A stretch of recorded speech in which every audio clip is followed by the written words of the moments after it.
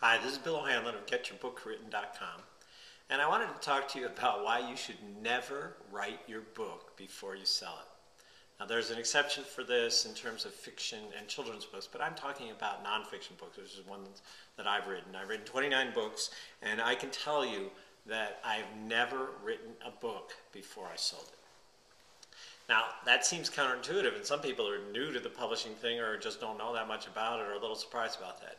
Nonfiction books are almost always sold based on a small sample, a chapter or two, and a proposal. And a proposal is like the sales brochure for your book. And there are various elements to proposals, and I won't go into that here, but why should you never write it before you sell it? First thing is that the people that are going to read that proposal or going to want to look at your book that you're going to try and sell it to don't have time. They don't have time to read a whole book. They're really, really busy people. They want to look at it at a glance. They want to look at kind of the mini representation of your book. It's like a brochure for your book to see if they're interested in buying it.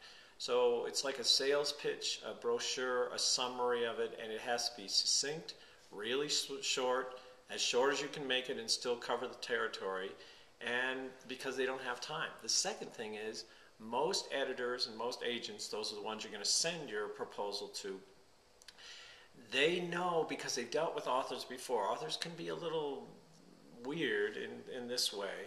If the author has written the whole book already before they sell it, the author's really reluctant to change it.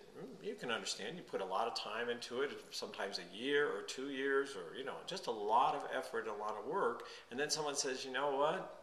The book, we like this book, but we'd like to change it in this way, or we'd like to rearrange it in some major way. And if you rearrange it, if you've already written the book, sometimes you have to rewrite whole major sections because something went before something and now it doesn't go before something, or it isn't in there anymore. You have to go through the whole book. It's a really hard task. And they've had experience with authors before that have balked and said, no way, I'm not going to rewrite it. It's perfect the way it is. Now it needs a little polishing, but basically this is the book. This is the way I envisioned it. This is the way I want it.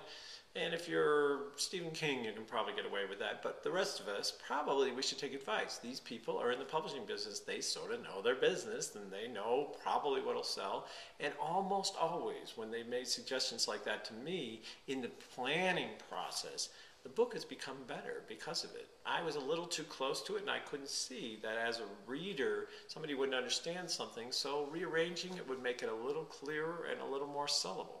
So the agents and the editors and the publishers know that authors get a little tough on this, stubborn on this, that they've already written the book. So even if you've already written the book, because some people do, don't tell them in your proposal that you've already written the book. They won't like that. So don't ever, and sometimes, of course, the book won't sell.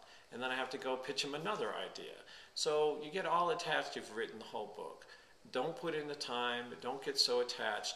Write a good outline, have a clear idea what the book is going to be about, put that in a proposal, give some sample chapters, and that's the way you sell your book. Now again, there's a small exception for this in children's books or maybe memoirs.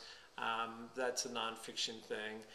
And also fiction books. Fiction books, you have to write at least half the book or at least 3 chapters at the beginning, maybe the whole book, because they're going to want to see the whole book or at least an outline for the whole book. But you have to write a substantial portion because the writing itself is the proposal, if you will. That's the thing that's going to represent your book.